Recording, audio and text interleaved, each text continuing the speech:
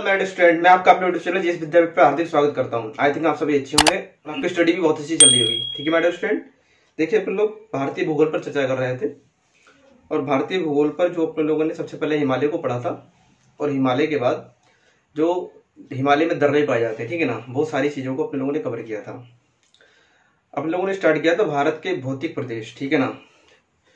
तो भारत के भौतिक प्रदेश में मैंने आपको 6 प्रकार के भौतिक प्रदेश बताए थे। उसमें अपने लोगों ने आइलैंड ऑफ इंडिया को कवर किया है, फिर जो mountainous region of north India है, ठीक है ना, उत्तर का पर्वतीय क्षेत्र, उसको कवर किया है।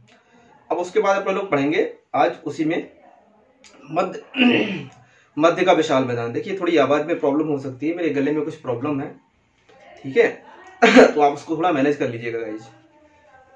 आज अपने लोग पढ़ते हैं the great plains of India.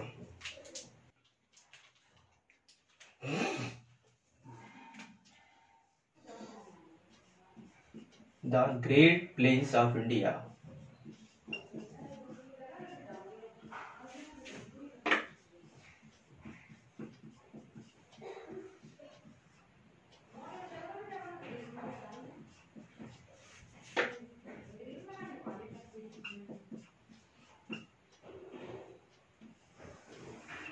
ठीक है ना, भारत का विशाल मैदान,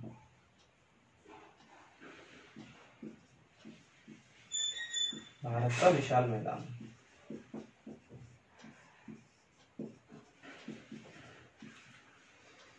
देखिए सबसे पहले मैप में समझते हैं कि ये कहां पर मिलेगा आपको भारत का विशाल मैदान, किस तरीके से इसकी ज्योग्राफिकल लोकेशन है। देखिए छोटा सा एक मैप ड्रा कर लेते हैं अपने लोग, ताकि थोड़ा समझने में आसानी हो जाए।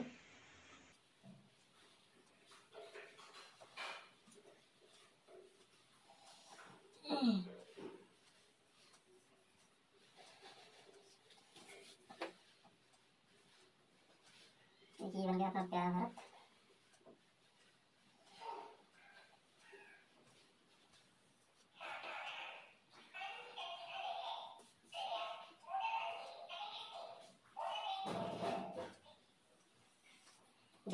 सबसे पहले आपको क्या मिलेगा नॉर्थ में, इस तरीके से नॉर्थ में आपको मिलेगा यहाँ पर आपको मिलेगा नंगा पर्वत और यहाँ पर आपको मिलेगा नामचा गरवा, ठीक है ना। ये क्या है, ये है नंगा पर्वत और ये है नामचा गरवा।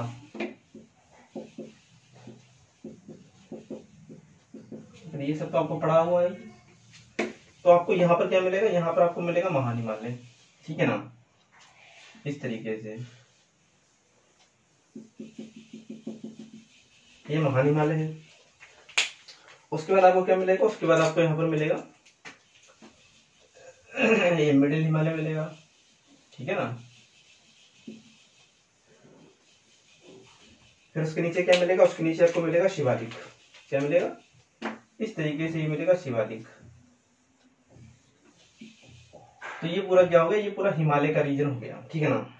फिर देखिए आपको यहाँ पर क्या मिलेगा, इस तरीके से प्रायद्वीपीय भारत मिलेगा, इस तरीके से, ठीक है ना।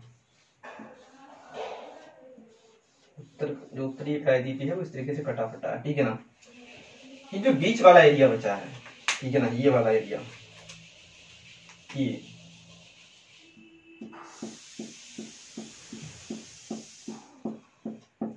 यानी कि हिमालय के दक्षिण में और प्रायद्वीपीय भारत के उत्तर में जो ये वाला रीजन बचा गया है।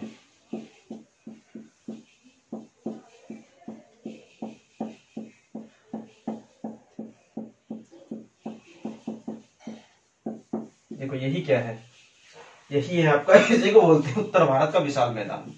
लिख लीजिए उत्तर भारत का विशाल मैदान, ठीक है ना। चाहे तो इस मैप को जल्दी से बनाइए, फिर आप लोग शुरू करते हैं उत्तर भारत का विशाल मैदान। आई थिंक आपने बना लिया होगा, ठीक है ना। वीडियो को पॉज करके बना लीजिएगा, मैं इसको रफ करता हूँ।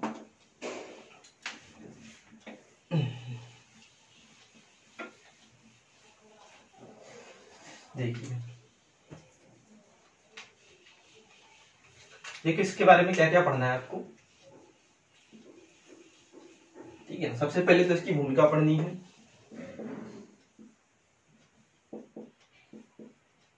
ठीक है ना। फिर उत्पत्ति,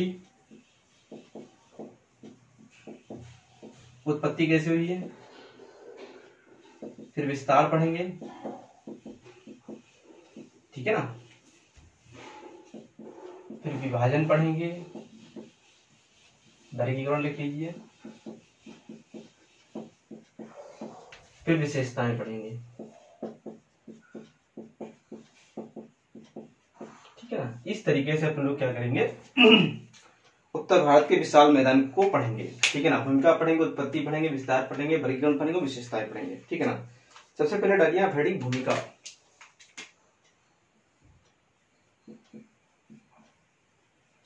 डालिए भूमिका।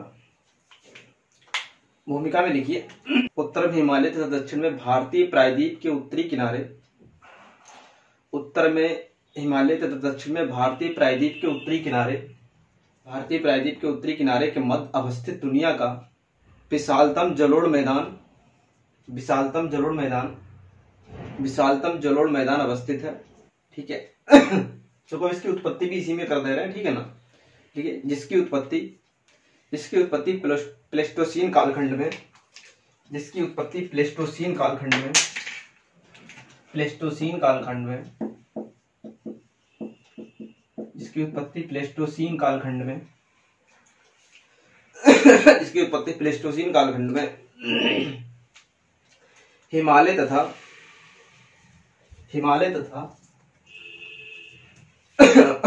तथा उत्तरी प्रायद्वीप की नदियों के द्वारा टेथिस भूसन्नति के अवशेष भाग में नदी अवसादों के रिवर सेडिमेंट्स, नदी अवसादों के जमाव के कारण हुई है, नदी अवसादों के जमाव के कारण हुई थी। देखिए अब इसकी उत्पत्ति को समझते हैं किस तरीके से हुई है, ठीक है ना। एक फिगर बना लेते हैं ताकि आपको इसकी उत्पत्ति समझ में आ जाए। देखिए थोड़ी सी प्रॉब्लम है कोल्ड की और खांसी की, उससे आपको दिक्कत हो सकती है, थोड़ा सा आप मैनेज कर लीजिएगा।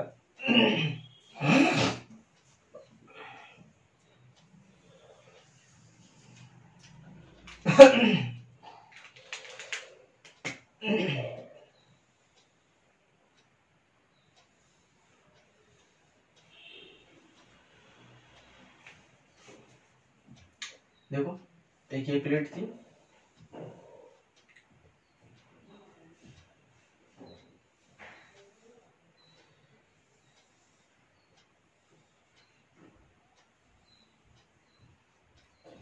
ये प्लेट थी आपकी इंडो ऑस्ट्रेलियन, ये यूरेशियन प्लेट है, ठीक है ना। आपको मैंने बताया था प्लेट टेक्टोनिक थ्योरी में, जब मैंने हिमालय बताया था तो इस तरीके से मैंने बताया था। इंडो ऑस्ट्रेलियन प्लेट जो हमारी प्रायद्वीपीय भारत की प्लेट थी, ये क्या हुई थी, यूरेशियन प्लेट के नीचे जाके सबडक्ट हो गई थी ऐसे, ठीक है ना। जब ये सबडक्शन हुआ तो यहाँ पर क्या हुआ, यहाँ पर इस तरीके से क्या हुआ, पर्वत तंत्रों की उत्पत्ति हुई, इस तरीके से, इस तरीके से, ठीक है ना। इस तरीके से क्या हुई, यहाँ पर पर्वत तंत्रों की उत्पत्ति हुई, ठीक है ना। ये पर्वत तंत्र यहाँ पर बनना स्टार्ट हुए इस तरीके से। फिर ये जब पर्वत तंत्र बनना स्टार्ट हुए तो आपको तो पता है नदियां तो यहाँ पर पहले से भी बह रही थी, ठीक है ना। और यहाँ पर जो पर्वत तंत्र बने हैं ये किससे बने हैं, ये टेथिस भूसन्नति में जो मलबा जमा हुआ था, जो अवसाद जमा हुआ था, ठीक है ना, उसमें वलन की वजह से बने हैं, उसमें फोल्ड की वजह से बने हैं। बीच में टेथिस सागर था, उसमें अवसाद जमा था। एक तरफ यूरेशियन प्लेट थी, एक तरफ इंडो ऑस्ट्रेलियन प्लेट थी, यानी कि हमारी प्रायद्वीपीय भारत की प्लेट थी। वो दोनों उस मलबे से टकराई और उस मलबे में क्या हुआ, उसमें संपीड़न बल लगा। संपीड़न बल लगने से मलबे में क्या हुआ, अपलिफ्टमेंट हुआ, यानी कि उसमें उत्थान हुआ। उत्थान होने से ही वहां पर पर्वत तंत्रों की उत्पत्ति हुई, जिनको आज वर्तमान में ग्रेट हिमालय, मिडिल हिमालय, शिवालिक हिमालय के नाम से जाना जाता है। अब देखो यहाँ पर नदियां तो पहले से ही बह रही थी, ठीक है ना। इंडो ब्रह्मपुत्रा रिवर जो हिमालय के बनने से पहले की नदी है, ठीक है ना।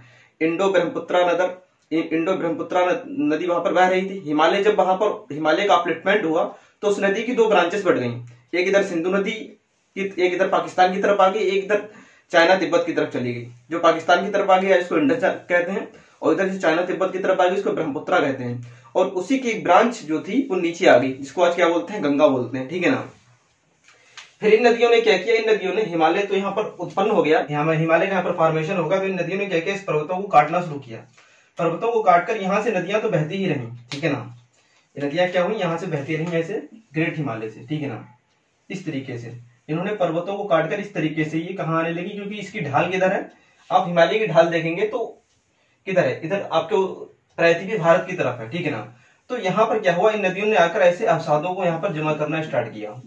यहाँ पर क्या किया, नदियों ने अवसादों को यहाँ पर जमा करना स्टार्ट किया इस तरीके से। तो यहाँ पर इन नदियों ने जो अवसाद जमा किए, इधर से प्रायद्वीपीय भारत की भी नदियां कुछ आ रही थी, उन्होंने भी क्या किया, यहाँ पर सेडिमेंट का डिपोजिशन किया। इस वजह से यहाँ पर क्या हुआ, यहाँ पर अवसादों का जमा हुआ।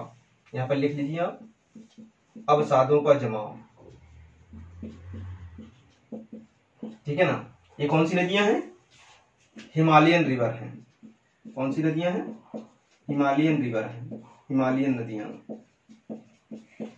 तो यहाँ पर अवसादों के जमाव से क्या हुआ, यहाँ पर एंडो गैंगेटिक प्लेन बने। कौन से बने, Indo Gangetic, Indo Gangetic plain का निर्माण हुआ, ठीक है ना। इन्हीं को क्या बोलते हैं, इन्हीं को बोलते हैं नॉर्दर्न प्लेन्स ऑफ इंडिया। क्या बोलते हैं, नॉर्दर्न प्लेन्स ऑफ इंडिया, ठीक है ना। तो आपको समझ में आया होगा कि भारत में उत्तर भारत का विशाल मैदान कैसे बना, ठीक है ना। नदी के द्वारा लाए गए अवसादों से बना, ठीक है ना। और जो नदी के द्वारा लाया हुआ अवसाद होता है उसको क्या बोलते हैं, ज्योग्राफी में उसको बोलते हैं एलुवियल सेडिमेंट, उसको बोलते हैं जलोढ़ अवसाद। क्या बोलते हैं, जलोढ़ अवसाद। इसीलिए उत्तर भारत के विशाल मैदान में आपको कौन सी मिट्टी पाई जाएगी, आपको जलोढ़ मिट्टी मिलेगी, एलुवियल सॉइल मिलेगी। और एलुवियल सॉइल की सबसे बड़ी विशेषता क्या होती है, इसकी फर्टिलिटी बहुत ज्यादा होती है। क्योंकि नदी के द्वारा जब कोई मिट्टी लाई जाती है तो उसकी फर्टिलिटी रेट बहुत होता है, क्योंकि उस मिट्टी में बहुत ज्यादा मिनरल्स, बहुत ज्यादा खनिज होते हैं, बहुत ज्यादा मिनरल्स होते हैं, ठीक है ना। इसलिए हमारे नॉर्दर्न इंडिया जो है वो फर्टिलिटी के मामले में, हमारा नॉर्दर्न इंडिया जो है उसकी उर्वरकता बहुत है, हमारे नॉर्दर्न इंडिया की मिट्टी की, ठीक है। तो आप इस फिगर को ड्रा कर लीजिए, यहाँ पे लिख लीजिए।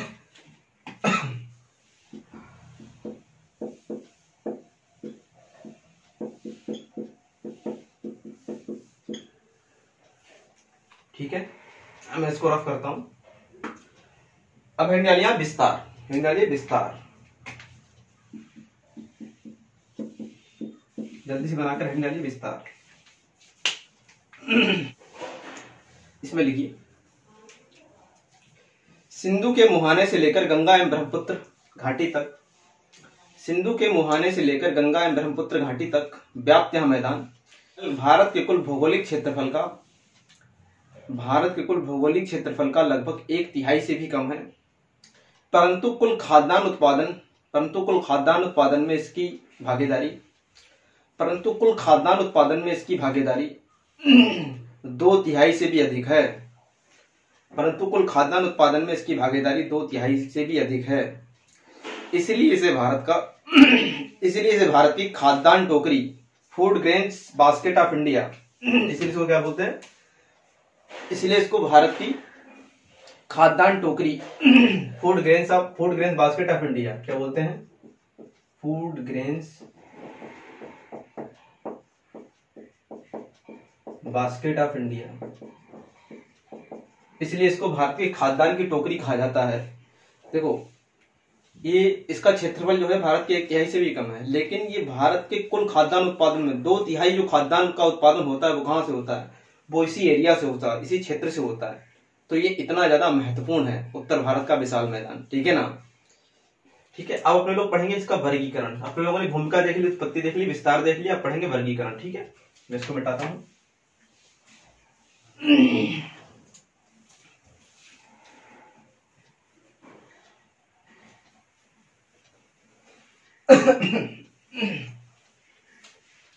वर्गीकरण लिखिए,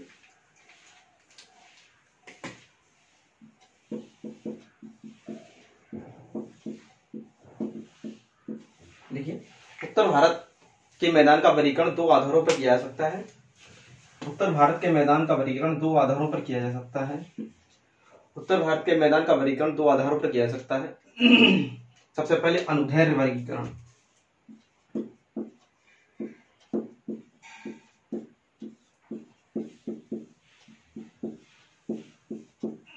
अनुदैर्घ्य वर्गीकरण, फिर अनुप्रस्थ वर्गीकरण। अनुदैर्घ्य को बोलेंगे किसमें, लैटिट्यूडनल क्लासिफिकेशन।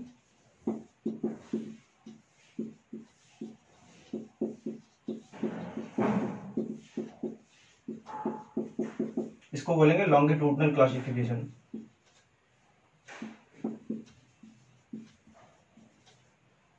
ठीक है ना।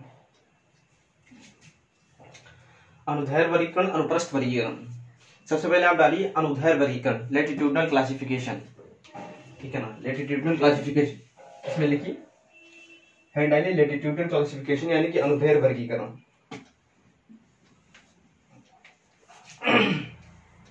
इसमें लिखिए अनुदैर्घ्य विभाजन के क्रम में यह मैदान 4 भागों में विभाजित है। अनुदैर्घ्य विभाजन के क्रम में यह मैदान 4 भागों में विभाजित है। पहला है भाबर, दूसरा है तराई, तीसरा है बांगर, चौथा है खादर। ठीक है ना, भाबर, तराई, बांगर और खादर, ये 4 भागों में इस मैदान को विभाजित किया गया है। ठीक है ना, भाबर, तराई, बांगर और खादर। ठीक है, क्वेश्चन इसको कल पढ़ते हैं क्योंकि बोलने में बहुत प्रॉब्लम हो रही है, आपको भी डिस्टर्बेंस हो रहा होगा, इसलिए इसको कल करते हैं। ठीक है, आज इतना ही रखते हैं। मिलते हैं आपसे नेक्स्ट वीडियो में, तब तक के लिए अच्छे से पढ़ाई कीजिए। Okay, take care, bye.